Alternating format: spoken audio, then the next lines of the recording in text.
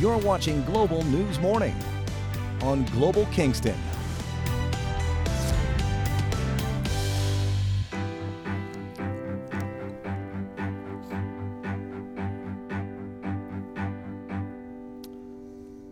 Thanks for joining us on this Wednesday. This is Global News Morning, and we're already 2 days into October, and already real estate statistics for the region have come out for September. And here to talk about these numbers, Mr. Matt Lee. How are you, sir? I'm great. How are you? Good. A bit of big numbers here we're talking about. Things have changed a little bit. I mean, I don't think that it's the sky is falling by any means, but we're seeing different things that are happening right now. We've talked about lack of listings. We've talked about how it affects the sales, and we'll go through it and just kind of pick it apart bit by bit. Well, this is a big percentage here. A drop in quantity sold of 46%. Yeah, so compared to September of last year. Compared to September of last year, so we're down a certain amount of listings, and basically, when you look at it, so quantity. 2019, there was 315 sold in September. Last year, there was 587, so it's down 46% in sales. Wow. That's residential only. I didn't get into vacant land or farms or IC, like into commercial. It's just strictly residential. What do you attribute that to? That's a big number, big drop. Well, we've been talking about this for a while, where it's, you're dealing with lack of inventory. People aren't going to just go and say, I need to buy something, so I'm going to buy anything that's out there. People are still being picky in this market. Sure, then. Absolutely, and they should be. Because I was saying to you off camera that around the city, I'm seeing some for sale signs that have been there for a while. Yeah. And you thought in this kind of demand that those would be snatched up, not necessarily.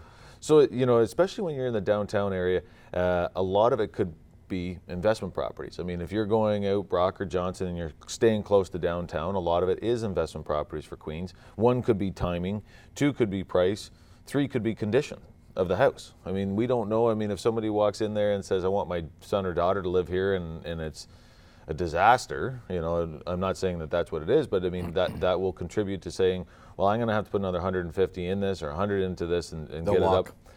Then they'll go and find something that's turnkey. So, I mean, that's why you need a real estate person to come in and say, what's the best scenario for me to put this out to the market?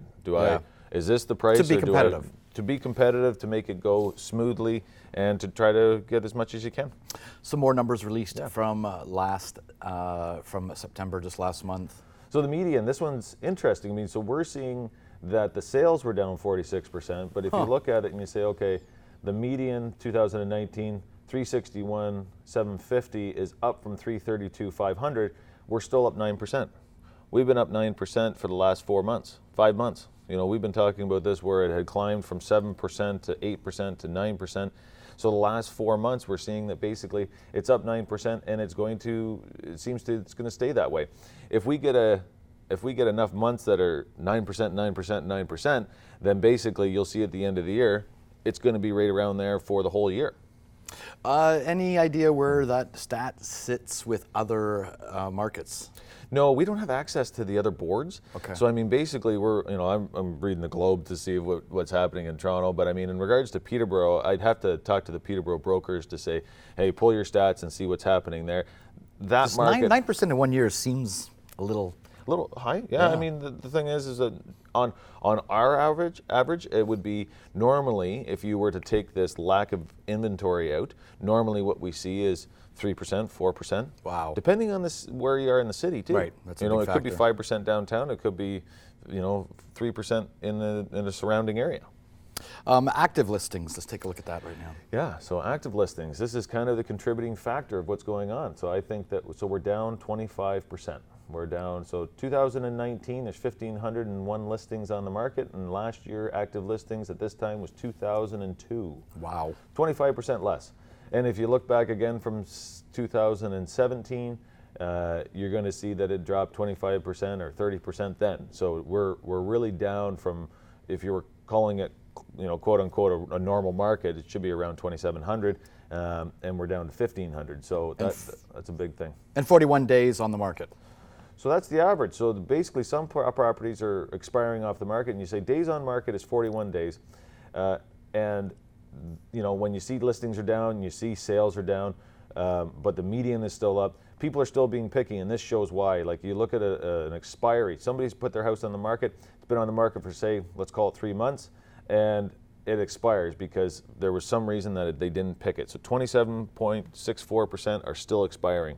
So that tells you that people are still being smart about it. You know, it's not something where You're seeing in Toronto or Vancouver. yeah. Yeah, we're just throwing money around. Yeah, and I mean, you got to talk to your mortgage broker. You got to go in, and because if all of a sudden a house is worth $400,000 and you get into a bidding war, and all of a sudden it goes to $430,000, and the appraisal says that it's $400,000, then all of a sudden you have to come up with at least a 5% down plus the $30,000 that you overbid. You know, so you have to, like, if they're going to appraise it and say we're only going to protect our asset and we're going to give you 95% on what we think it's worth. So you got to be careful. I mean, and just. I'm not trying to scare anybody. Just be aware. Yep. Ask questions. It's all about protecting your asset. Yeah, that's right. See what I did there? Yeah, I saw what you did. Ooh, pushing the lines. Yeah. Okay. Thank you so much, Matt Lee. Real estate tips brought to you by Matt Lee of Royal LePage.